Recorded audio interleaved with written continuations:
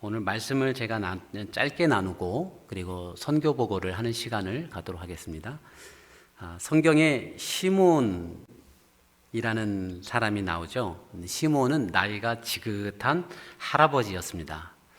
어느 날 성령님이 그에게 그리스도를 보기 전에는 결코 죽지 않을 것이다 라고 말씀을 하십니다. 시몬은 그 말씀을 믿고요, 메시아 그리스도를 기다립니다. 그리고 드디어 아기 예수님을 만나게 되어 기뻐합니다. 이것이 오늘 본문의 줄거리입니다. 제가 오늘 말씀의 제목을 회복을 기대합시다로 이렇게 본문을 제목을 잡았습니다. 요즘 우리는 어려운 시기를 보내고 있습니다. 이곳 한국 땅이나 선교지인 제가 있는 베트남 땅이나 모두 같습니다. 언제 일상으로 회복될지 앞으로도 어떻게 되어질지 알 수가 없습니다. 오늘 말씀의 시몬처럼 우리도 회복을 소망할 수 있을까요? 저는 여러분과 함께 오늘 말씀을 통해서 회복의 진정한 의미를 생각해 보기를 원합니다. 회복이란 무엇일까요? 시몬이 생각했던 회복은 25절을 보시면은요, 이스라엘의 위로라는 단어가 있죠. 이스라엘의 위로였습니다. 이스라엘의 위로라는 말을 들으니까 많은 고난이 있었음을 우리는 알 수 있습니다. 어떤 고난이 있었기에 위로라는 말을 사용했을까요? 이스라엘 사람들은 지금도 다윗이 통치했던 찬란한 영광의 이스라엘을 소망하고 있습니다.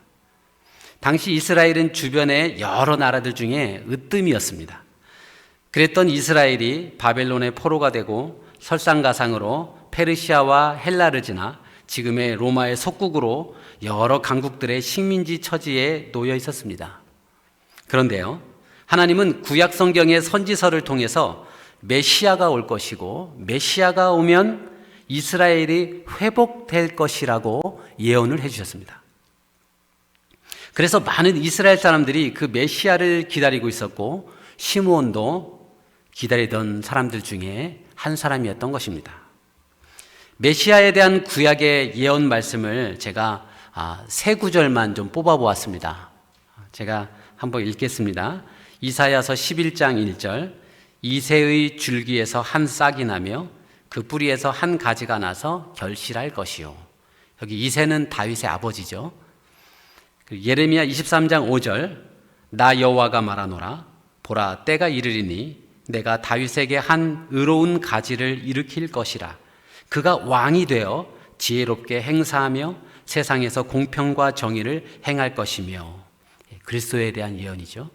그리고 미가서 5장 2절에 베들레헴 에브라다야, 너는 유다 족속 중에 작을지라도 이스라엘을 다스릴 자가 내게서 내게로 나아올 것이라. 그의 근본은 상고의 태초이니라. 시몬은 이스라엘의 위로 메시아의 오심을 기다리고 있는 것입니다. 그런데요, 여기서 우리는 회복이란 개념이 단순히 이스라엘의 위로로 그치는 것인지 아니면 더 넓은 뜻이 있는지 조금 더 살펴보면 좋을 것 같습니다. 본문의 31절, 32절을 보실까요? 31절, 32절 우리 다 같이 우리 한 목소리로 성경을 펴시고요. 31절, 32절 자막에도 나와 있네요. 혹시 자막을 보셔도 좋을 것 같습니다. 다 같이 읽겠습니다. 시작. 이는 만민 앞에 예비하신 것이요 이방을 비추는 빛이요 주의 백성 이스라엘의 영광이니이다 하니. 31절에 여러분 점점 읽으셨다는 것을 보시면 메시아가 오시는 것이 위로, 즉 회복을 줄 뿐만 아니라 이 회복은 이스라엘만을 위한 것이 아니라 단어에 만민, 이방을 위한 것이라고 적혀 있습니다. 정리해 보면요, 메시아를 통한 회복은 전 세계가 회복된다는 것을 의미하고 있습니다. 이 말씀은 구약의 핵심이 되는 시내산 언약의 말씀인 출애굽기 19장 5절에서 6절 말씀과도 같습니다. 제가 성경이 읽어지네. 혹시 제천에서는 아시는 분이 있나요? 성경이 읽어지네. 제가 강사거든요. 제가 여기 한국에 와서도 온라인으로 저희 현지인들에게 어성경이 읽어진의 이제 강의를 온라인으로 했는데요. 그때 할 때 구약 성경에서 제일 중요한 말씀을 뽑는다면 어디 있느냐라고 제가 물어보고요. 대답은 출애굽기입니다. 그리고 출애굽기에서 가장 중요한 말씀이 어디 있느냐라고 그러면 19장입니다. 19장. 그 전에 19장에서도 가장 중요한 말씀은 5절과 6절이다. 제가 이렇게 얘기를 했던 게 기억이 납니다. 출애굽기 19장 5절 6절 우리 같이 한번 찾아볼까요? 좀 시간이 걸리시더라도 중요한 말씀입니다. 출애굽기 19장 5절 6절 말씀. 방송실에 계신 분은 굉장히 빨리 찾으시는군요. 네, 역시 한국이라는 걸 좀 느껴집니다. 제천 성도교회만 그런가요? 네, 출애굽기 19장 5절 6절 찾으셨죠? 같이 한번 읽어보겠습니다. 시작. 세계가 다 내게 속하였나니 너희가 내 말을 잘 듣고 내 언약을 지키면 너희는 열국 중에서 내 소유가 되겠고 너희가 내게 대하여 제사장 나라가 되며 거룩한 백성이 되리라. 너는 이 말을 이스라엘 자손에게 고할지니라. 아멘.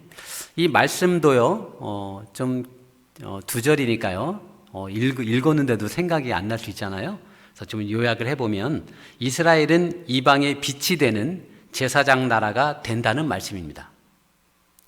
제사장은 하나님과 사람 사이에 중보하는 역할을 하는 사람이죠. 그러면 제사장 나라는 무엇일까요? 네, 제사장 나라는 세계의 각 나라들과 하나님 사이에서 중보하는 역할을 하는 나라가 된다는 의미입니다. 시몬이 말한 이스라엘의 위로는 고난을 의미하는 것이고 그 고난이 온 이유는 바로 이 언약의 말씀, 제사장 나라로서의 역할을 하지 못했기 때문에 찾아온 고난이었습니다. 요즘 코로나를 팬데믹이라고 합니다. 팬데믹이라는 뜻을 제가 인터넷으로 찾아보았더니요, 세계적으로 감염병이 대유행하는 상태를 말한다고 합니다. 세계적이라는 말이 있습니다. 마찬가지로요, 하나님이 원하시는 회복도 이스라엘만의 회복이 아니라 전 세계의 회복을 의미하고 있습니다. 그렇다면요, 하나님이 세계적으로 회복되기를 원하시는 것은 무엇일까요? 어떻게 하면 온 세상이 회복될 수 있을까요? 네, 복음이 만민에게 전파되는 것, 전 세계에 복음이 전파되는 것이 바로 하나님이 원하시는 회복입니다. 코로나 상황이라 요즘에 많이 어렵죠. 그럼에도 불구하고 우리의 정체성은 기독교인이죠. 크리스찬, 예수님 믿는 사람들이죠. 예수 믿는 사람들은요, 어떤 환경이 찾아오든지 예배를 하는 사람들이고요, 어떤 환경이 찾아오든지 주님을 믿고 따라가는 사람들이죠. 그래서 우리 이제 설날에 우리 새해 복 많이 받으세요라고 하잖아요. 그런데 진정한 복은, 우리 한국 사람들 새해 복 많이 받으세요 하면 다 좋아하죠. 근데 진정한 복은 뭐냐? 복의 근원이신 하나님이시거든요. 코로나 상황이 있어도요, 우리는 복된 사람입니다. 하나님이 있는 사람은 복이 있는 사람이고요, 하나님이 없는 사람은 복이 없는 사람입니다. 우리는 때로는 물질을 복이라고 생각을 할 수 있습니다. 그래서 코로나로 인해서 많은 경제적인 어려움이 왔으니까 이건 복이 아니야 라고 말하는 사람이 있을 수 있습니다. 그러나 진정한 복은 우리 창세기 39장 23절에요. 요셉이라는 사람이 있는데요. 이 요셉이라는 사람이 감옥에 갇혀 있습니다. 그런데 하나님이 복이라는, 이 다른 말로 해서 형통이라는 단어를 이 사람에게 쓰고 있는데요. 제가 한번 읽어볼까요? 간수장은 그의 손에 맡긴 것을 무엇이든지 살펴보지 아니하였으니 이는 여호와께서 요셉과 함께 하심이라. 여호와께서 그를 범사에 형통하게 하셨더라. 아멘. 코로나 상황에서도 우리는 어떤 사람인가요? 복된 사람입니다. 형통한 사람입니다. 어떤 환경이 와도 우리를 무너뜨릴 수 없고요. 환난이나 공고나 핍박이나 기근이나 칼이랴, 그 어떤 것도 우리를 그리스도의 사랑에서 어떻게 해요? 끊을 수가 없습니다. 그것이 바로 우리 그리스도인입니다. 그렇다면 하나님이 이 회복을 위해 우리나라에게 원하시는 것이 있다면 그것은 무엇일까요? 네, 우리나라가 제사장 나라가 되는 것입니다. 제사장 나라를 우리가 좀 알기 쉽게 제가 쉬운 용어로 좀 바꿔보았습니다. 세계의 각 나라들과 하나님 사이에서 중보하는 역할을 하는 나라. 여러분은 어떤 단어로 쓰시겠습니까? 오늘 선교주일이죠? 제사장 나라를 저는 선교하는 나라라고 바꿔보았습니다. 여러분은 좀 이 단어가 마음에 드십니까? 하나님의 뜻은, 변함없는 하나님의 뜻은 바로 우리가 선교하는 나라가 되기를 원하시고, 그리고 제천 성도교회가 선교하는 교회가 되기를 원하시고, 그리고 여러분의 가정이 선교하는 가정이 되기를 원하시고, 그리고 여러분 한 분 한 분이 이 코로나 상황일지라도, 어떤 상황일지라도 우리 장로님이 기도하셨던 것처럼 선교를 지향하는 그런 사람이 되어야 합니다. 다시 본문의 내용으로 돌아가세요. 진정한 회복은 단순한 한 나라의 위기가 극복되는 것이 아니라 하나님의 뜻이 온 세상에 나타나고 전파되는 것을 의미합니다. 코로나로 전 세계가 팬데믹 상태이고 어려움을 당하고 있습니다. 한국의 경우 수많은 교회들이 예배드리는데 많은 어려움을 겪고 있습니다. 그러나 그럼에도 불구하고 하나님은 전도, 선교의 일을 멈추지 않으십니다. 베트남에서 저는 현지인 어린이 합창단을 한 15년 전에 세웠고요. 그래서 그 아이들이 커서 어른이 됐습니다. 그래서 그 어른이 돼서 어른들을 위한 합창단이 또 생겼습니다. 또 그걸 보더니 호치민에도 한인들이 있잖아요. 그래서 한인교회 교인들이 우리도 합창단을 하고 싶다고 해서 한인 합창단까지 3개의 합창단이 생겼습니다. 코로나 상황이라 제가 매주 월요일이 되면 제가 온라인으로 예배를 드렸습니다. 그런데 재미난 일이 하나 생겼습니다. 저희 현지인 그 합창 단원들 중에 코로나에 걸려서 양성 판정이 되어져서 그 친구들이 베트남은 격리소를 요즘엔 집에서도 하긴 하지만 초기에는 군부대에서 했거든요. 군부대에서 했다는 얘기는 여러분 감이 좀 오시나요? 좀 수용소 같은 곳에 그냥 확진자들을 다 그냥 넣어놓는 거죠. 그래서 그 사람들이 거기서, 죄송합니다, 표현이 이래서 좀 이상하긴 하지만, 죽든지 죽지 않든지 사실 그 방역에 관한 부분은 잘 신경 쓰지는 않고요. 그 수용소처럼 한 장소에 이렇게 다 몰아넣는, 그렇게 있게 하는데요. 그 격리소로 가게 되었습니다. 그래서 제가 예배를 드리는데 마음이 아프더라고요. 속상한 마음이 들고 기도하게 되고 그렇게 했는데요. 근데 그 격리소에 갔던 한 청년이 온라인으로 핸드폰으로 예배 들어온 거예요. 그래서 제가 깜짝 놀라서 아니 어떻게 예배 들어왔냐고 그랬더니 여기는 수용소와 같은 곳이다 보니까 아무도 예배 드리는 거에 타치를 안 한대요. 뭐라고 할 사람이 없대요. 그래서 찬송도 부르고요, 기도도 하고요, 말씀도 막 큰 소리를 읽는데요. 그래서 얘가 어떻게 그럴 수가 있지? 그리고 그 다음 주가 됐습니다. 이 청년이 또 들어왔는데 간증을 하는 거예요. 제가요, 찬양하고 기도하고 막 온라인으로 이렇게 목사님하고 예배 드리고 그랬더니 주변 사람들이 뭐냐 하면서 봤더니 기독교인들이 있더랍니다. 베트남은 0.5%가 기독교인입니다. 기독교인을 찾기 어렵죠. 근데 기독교인이 있더라는 거예요. 그래서 기독교인들이 함께 모여가지고 예배 드리고 찬송 부르고 이렇게 말씀 읽고 했다는 거예요. 근데 그 다음 주가 또 됐습니다. 그랬더니 어떻게 되냐면 많은 다른 사람들하고 같이 예배를 들어오는 거예요. 누구냐고 제가 그랬더니 간증을 하겠대요. 이 사람들은 예수 믿는 사람들이 아니었는데 우리가 기도하고 찬양하고 하다가 어느 날 어떤 마음이 들었냐면 이 사람들을 전도하고 싶다는 생각이 들었대요. 그리고서 그 수용소와 같은 그 격리소에서 전도를 하기 시작했습니다. 그리고 3명이 예수님을 믿게 되었습니다.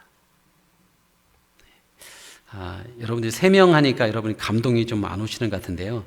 베트남은 사회주의 국가라서 전도하면 안 되고요. 그리고 제천의 인구가 얼마나 되는지는 모르겠습니다.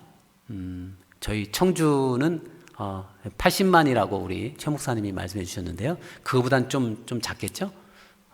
근데 제가 있는 그 사역하는 안장성이라는 그곳에는 근 200만 정도 되는데요. 교회가 딱 6개 있습니다. 좀 감이 좀 오시나요? 네. 기독교인이 그렇게 없습니다. 그래서 이 3명이 전도된 거 엄청 큰 거거든요. 근데 여러분 표정 보니까 애게 그러시는 것 같은 생각이 좀 듭니다. 네. 그리고요. 하나님은 코로나 중에도 전도하게 하시고 코로나 중에도 선교하시는 하나님이라는 것을 알게 되었습니다. 그리고 저희는 베트남 전국에 코로나 확진자가 15,000명, 지금 16,000명이거든요. 예. 지금 한국은 더 많아졌죠, 그죠? 예. 사실 이 통계는 베트남의 통계는 알 수가 없습니다. 통계를 잘 안 하거든요. 예. 그래서 사실 훨씬 더 많이 있겠지만 통계를 잘 하지 않습니다. 어쨌든요, 한국에 1,000명도 되지 않을 때요, 저희 호치민에만 10,000명, 호치민에만 10,000명의 확진자가 생겼습니다. 그리고 저는 현지인 아파트에 사는데요, 그 아파트를 3개월 동안 격리를 했습니다. 봉쇄를 했습니다.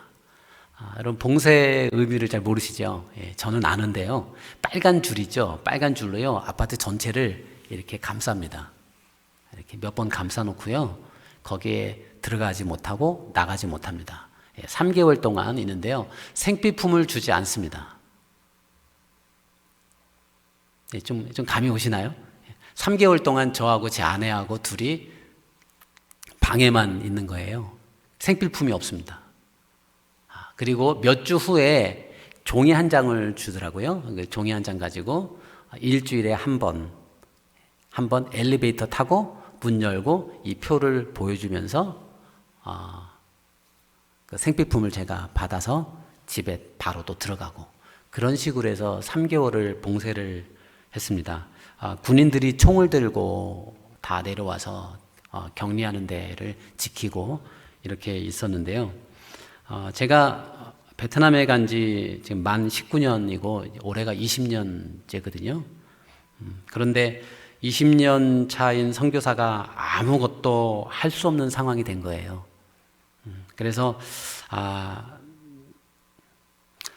고민이 되더라고요. 이게 뭔가 생각이 들고, 그 코로나 때문에 그 3개월 격리된 것 때문에 저와 제 아내가 결단을 하나 했습니다.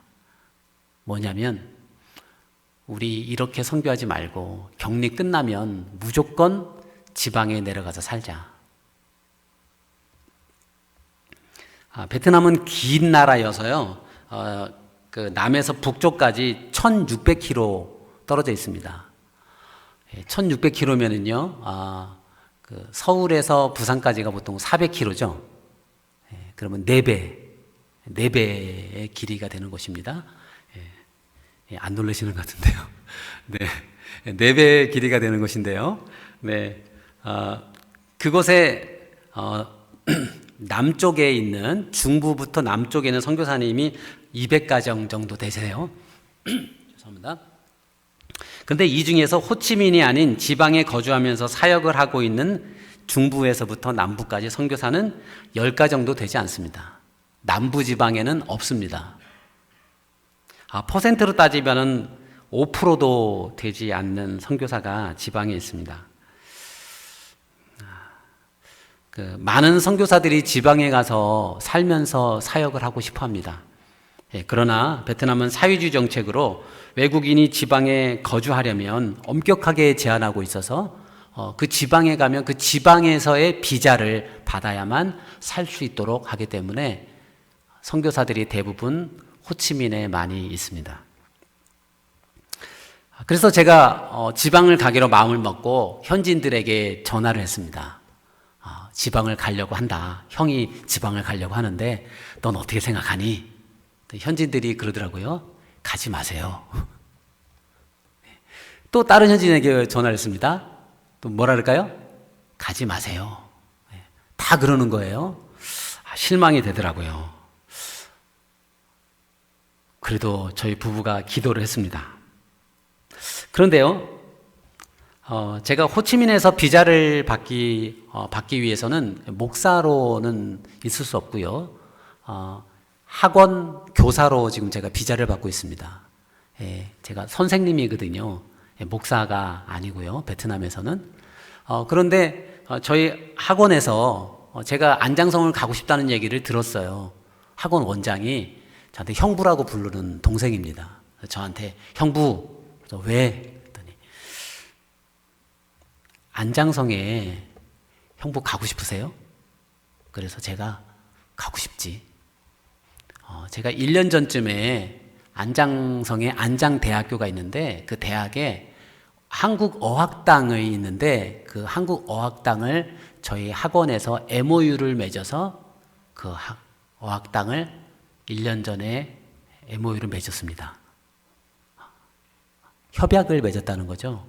그러면서 뭐라고 하냐면 형부는 가고 싶으면 직원으로 갈 수 있습니다. 그러면 제 직업이 해결이 된 거죠. 이 이야기를 제가 한국 나오기 몇 주 전에 이야기를 들었습니다. 코로나 때에 전도가 되고요. 또 저처럼 무능한 저 같은 선교사에게 지방에 가서 사역할 마음과 길을 열어주시는 분이 하나님이십니다.